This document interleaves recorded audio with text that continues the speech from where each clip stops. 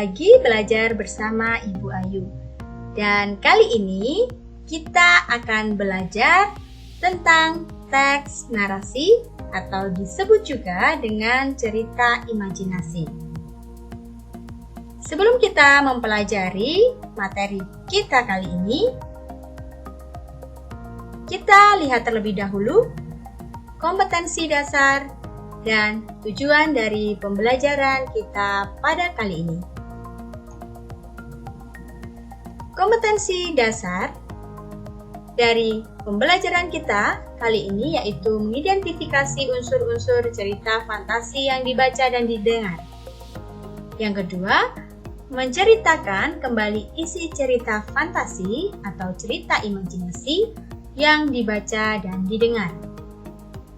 Tujuan dari pembelajaran tersebut yaitu yang pertama, peserta didik dapat menentukan ciri-ciri dan jenis teks narasi atau cerita imajinasi dengan tepat.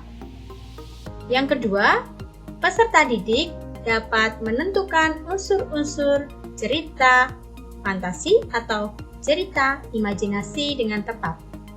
Yang ketiga, peserta didik dapat menceritakan kembali isi dari cerita fantasi atau cerita imajinasi yang dibaca atau yang didengar.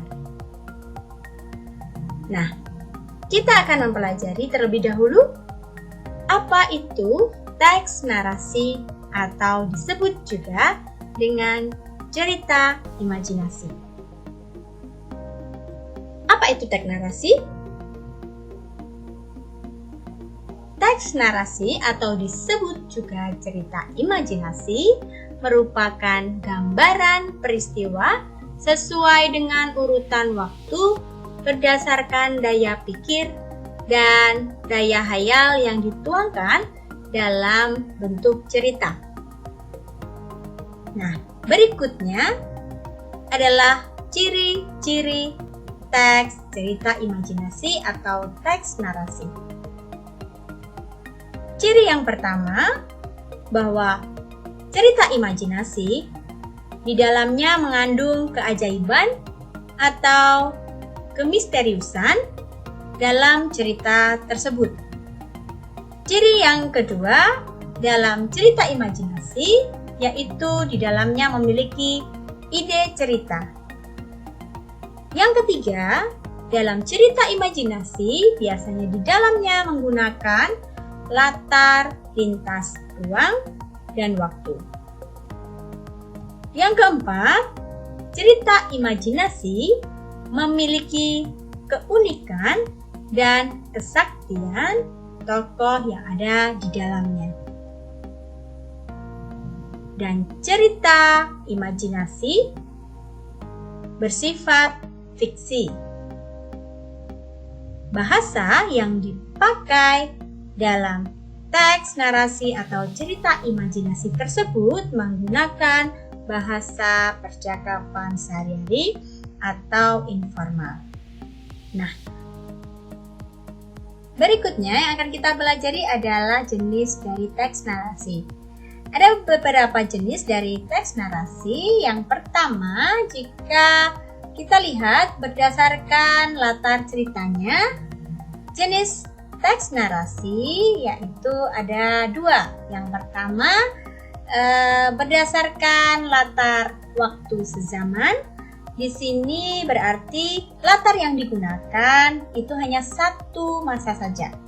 Misalnya bisa masa kini saja atau masa lampau atau cerita imajinasi masa yang akan datang. Nah, yang kedua yaitu jenis cerita imajinasi berdasarkan latar lintas waktu.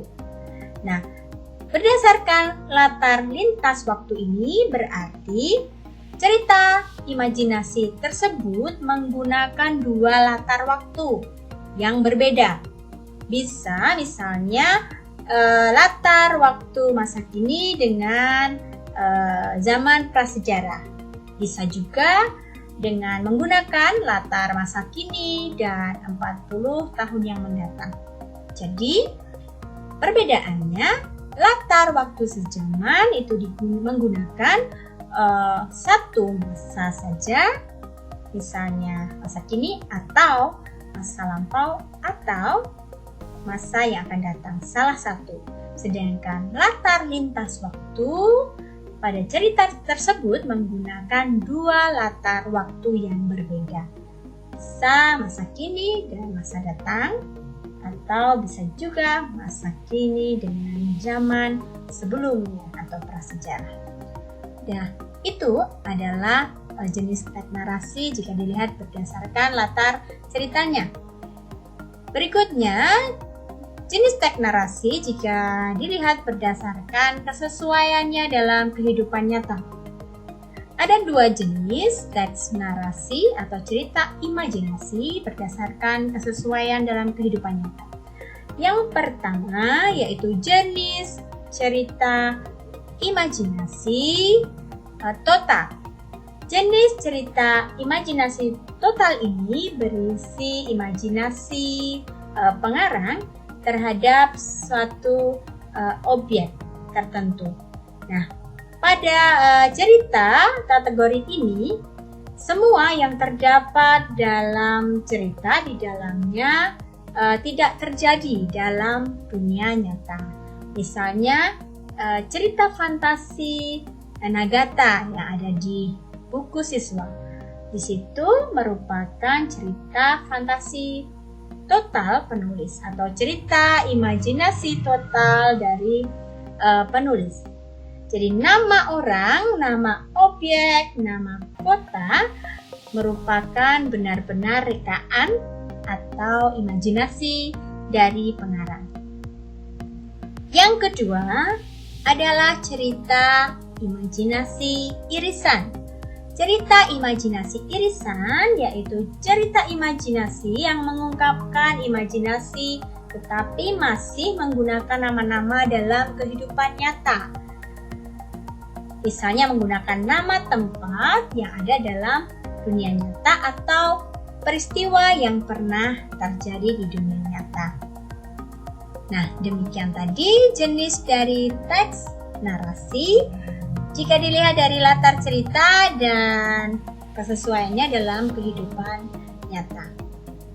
Berikutnya, kita akan mempelajari tentang unsur-unsur dari teks narasi atau cerita imajinasi. Unsur-unsur dari teks narasi atau cerita imajinasi ada dua unsur, yaitu unsur intrinsik dan unsur ekstrinsik. Unsur intrinsik dari cerita imajinasi yaitu yang pertama tema. Tema merupakan gagasan pokok yang mendasari cerita. Amanat adalah ajaran atau pesan moral yang ada dalam cerita tersebut. Latar adalah tempat, waktu, dan suasana yang ada dalam cerita tersebut. Kemudian, tokoh atau penokohan adalah cara pengarang dalam menggambarkan karakter tokoh-tokoh cerita di dalamnya. Dan alur adalah rangkaian peristiwa dalam cerita yang terbentuk oleh hubungan sebab akibat. Konflik adalah permasalahan atau peristiwa yang ada dalam cerita tersebut. Sudut pandang adalah posisi pengarang dalam cerita tersebut, bisa jadi orang pertama ataupun orang ketiga. Nah, demikian tadi adalah unsur-unsur intrinsik dari teks narasi atau cerita imajinasi. Sedangkan unsur ekstrinsik dari teks narasi tersebut yaitu yang pertama adalah bahasa. Bahasa dari teks narasi yang digunakan adalah variatif, ekspresif, dan menggunakan ragam percakapan, jadi bukan bahasa formal. Kedua, unsur ekstrinsik berikutnya adalah latar belakang pengarang dari cerita imajinasi tersebut. Yang ketiga, unsur ekstrinsik dari teks narasi yaitu nilai-nilai yang terkandung dalam cerita fantasi atau cerita imajinasi tersebut. Demikian tadi unsur-unsur dari teks narasi. Berikutnya, setelah kita tahu apa itu teks narasi, apa saja ciri-ciri dan jenis dari teks narasi, kita akan belajar bagaimana cara menceritakan kembali isi cerita imajinasi atau cerita fantasi tersebut. Bagaimana cara menyampaikan cerita fantasi atau cerita imajinasi tersebut? Nah, mari kita pelajari bersama-sama. Ada beberapa langkah-langkah penyampaian cerita imajinasi. Cara penyampaian cerita imajinasi bisa dilakukan dengan cara lisan maupun tulis. Jika kita lakukan penyampaian cerita imajinasi tersebut secara lisan, maka kita harus mengikuti langkah-langkah. Yang pertama, harus membaca keseluruhan dari isi cerita fantasi atau cerita imajinasi tersebut. Setelah membaca keseluruhan cerita, kemudian catat tokoh-tokoh dalam cerita fantasi atau cerita imajinasi tersebut. Setelah mencatat tokoh-tokohnya, catatlah peristiwa penting yang ada dalam cerita tersebut. Catat latar, kemudian ceritakan kembali cerita fantasi atau cerita imajinasi tersebut berdasarkan tokoh, peristiwa, dan latar yang telah tadi kita catat. Perhatikan penampilan dan gerakan tubuh saat kita menyampaikan cerita imajinasi secara lisan.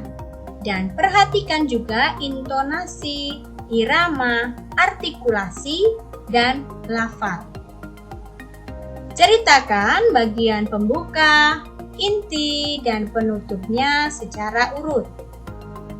Nah, berikutnya kita akan memperhatikan bagaimana cara menyampaikan cerita imajinasi secara tulis. Jika kita menyampaikan cerita imajinasi secara tulis, yang harus kita lakukan yang pertama yaitu membaca cerita fantasi atau cerita imajinasi tersebut dengan seksama. Kemudian tentukan peristiwa-peristiwa yang terdapat dalam cerita tersebut. Kembangkan peristiwa-peristiwa tersebut menjadi sebuah cerita fantasi dengan kalimat kalian sendiri. Nah, demikian tadi sudah selesai kita pelajari materi tentang teks narasi atau cerita imajinasi. Kita sudah belajar apa itu teks narasi, ciri-cirinya, jenis, unsur-unsur, serta bagaimana cara menyampaikan kembali isi dari cerita imajinasi tersebut. Semoga apa yang kita pelajari kali ini dapat bermanfaat dan tetap semangat!